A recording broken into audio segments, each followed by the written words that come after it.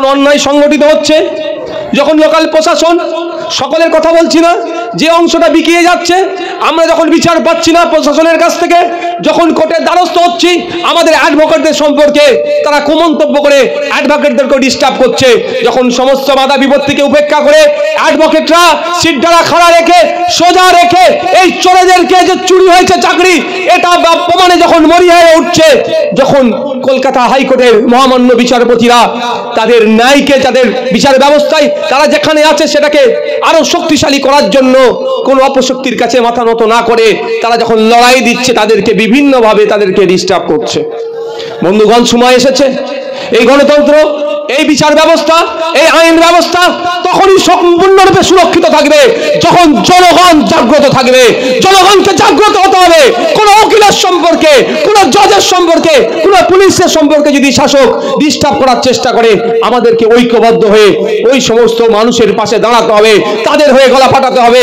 একটু ভাবুন, যদি আমরা যেখানে বিচারের শেষ স্থল বলে জানি কোথায় কোর্ট, সেখানকার জজেদেরকেও যদি বিচার ব্যবস্থাকে যদি গ্রাস করে নেয়, তাহলে বিচার কোথায় গিয়ে পাবো ভাই?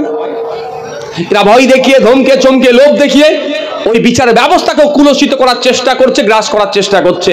তো আমরা প্রস্তুত আছি, আপনাদেরও প্রস্তুত থাকতে হবে, আপনাদেরও জাগ্রত হতে হবে, সজাগ হতে হবে, সচেতন হতে হবে, চোখ কান খোলা রেখে চলতে হবে।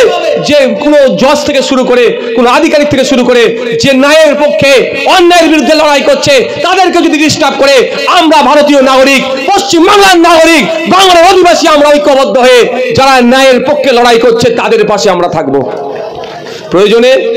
প্রয়োজনে আগামী দিনে যদি কলকাতা হাইকোর্টের কোনো বিচারপতিদের যে অত্যাচার বা তাদেরকে মানসিক যে প্রেসার ক্রিয়েট করছে, তার বিরুদ্ধে যদি আমাদেরকে গণতান্ত্রিক প্রক্রিয়াতে প্রতিবাদ করতে হয়, ভাঙড়ের মানুষ যাবেন তো নাকি? হাত তুলুন তো একটু দেখবো। প্রস্তুত আছেন তো ভাই? আমাদেরকে থাকতে হবে। তাদেরকে যদি প্রভাবিত করে দেয়, বিচার ব্যবস্থাটাকে যদি গিলে নেয়, তাহলে কোথায় আর বিচার পাবো? কদিন আগে অপদার্থ কেন্দ্র সরকার কৃষকদের বিরুদ্ধে বেশ কিছু বিল নিয়ে এসেছিল, প্রতিরোধ হয়েছিল। আমরা আমাদের জায়গা থেকে করে যতটুকু পেরেছিলাম করেছিলাম, কৃষক বন্ধুরা ঐক্যবদ্ধ হয়ে লড়াই করেছিল, ফলে কেন্দ্র সরকার কিন্তু বিলটাকে প্রত্যাহার করতে বাধ্য হয়েছিল। সেই সময় আমার রাজ্য থেকে এই ভাঙড় যাকে সব থেকে ভোট দিয়ে লিড দিয়ে জিতিয়েছিল, লোকসভায় যিনি গিয়েছিলেন এখানকার এমপি, কৃষকদের বিরুদ্ধে ভাঙড়ে প্রায় 70,000-এর উপরে কৃষক আছে, এদের বিরুদ্ধে যে বিলটা পাস করিয়েছিল সেই বিলের ডিবেটে অংশগ্রহণ করেনি, বা যখন ভোটাভুটি হচ্ছিল তার অবস্থানটা কি ছিল। আশা করছি এমপি মহাশয়া আগামী দিনে ভাঙড়ে আসলে তিনার মঞ্চ থেকে এই উত্তরটা দেবেন। ভারতবর্ষ কৃষি প্রধান দেশ, পশ্চিমবাংলার 70% মানুষ কৃষিকাজের সাথে যুক্ত। এই কথাটা আমি বলছি না, পশ্চিমবাংলার বিধানসভায় কৃষিমন্ত্রী উত্তরটা দিয়েছেন। আর পশ্চিমবাংলার কৃষকদের অবস্থা এত তলানিতে কেন? আজকে কৃষক দিবসে, জাতীয় কৃষক দিবসে আমি ছোট্ট কয়েকটা আপনাদের কথা বলি। বর্তমানে যেটা সব থেকে বেশি সমস্যা চলছে, সার নিয়ে কালোবাজারি, কৃত্রিমভাবে ডিলারদের সহযোগিতা নিয়ে কিছু তৃণমূলের ঘুষখোর নেতাদের দ্বারাই, কিছু দালালদের দ্বারাই কৃত্রিমভাবে সারের কি দেখাচ্ছে যে মার্কেটে সার নাই, ওরা কৃত্রিমভাবে কালোবাজারি করছে। বিধানসভার মধ্যে আপনারা আমাদের পাঠিয়েছেন সংযুক্ত মোর্চার পক্ষ থেকে প্রতিনিধি হিসাবে, তথা আইএসএফের প্রতিনিধি হিসাবে ওখানে গিয়ে মানুষের কথা বলি, কৃষকদের কথা বলি। মাননীয় কৃষিমন্ত্রীর দৃষ্টি আকর্ষণ করেছিলাম এই বিষয়টাতে। অবিলম্বে তার প্রশাসনকে কাজে লাগিয়ে কালোবাজার রোধ করার দাবি জানিয়েছিলাম।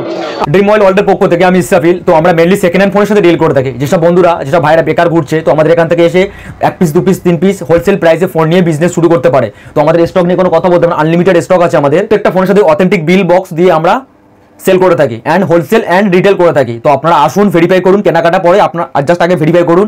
ডিসপ্লেতে নম্বর দেওয়া থাকবে, কল করে ইনফর্ম করুন। আমাদের লোকেশন, কেউ যদি শিয়ালদা থেকে আসতে চায়, শিয়ালদা থেকে ক্যানিং লোকাল ধরতে হবে। ক্যানিং লোকালে যা 2টো স্টেশন আগে, বেদবেড়ি স্টেশন নেমেই যে আমাকে ইনফর্ম করলে যে হাটপুকুরিয়া সেকেন্ড হ্যান্ড ফোনের দোকানে যাবো, অটো থেকে উঠলে আমার দোকানের সামনে নামিয়ে দেবে ইসরাফিলের সেকেন্ড হ্যান্ড ফোনের দোকানে। তো আপনারা আসুন, ভেরিফাই করুন, জাস্ট ভেরিফাই করুন। তো এরকম অফার অ্যান্ড আপডেট পাওয়ার জন্য আমাদের dream oil world Facebook page and YouTube চ্যানেলটাকে সাবস্ক্রাইব করতে হবে, ফলো করতে হবে বেশি বেশি করে, যাতে আপনাদের কাছে ফার্স্ট নোটিফিকেশনটা আপনাদের কাছে পৌঁছে যায়।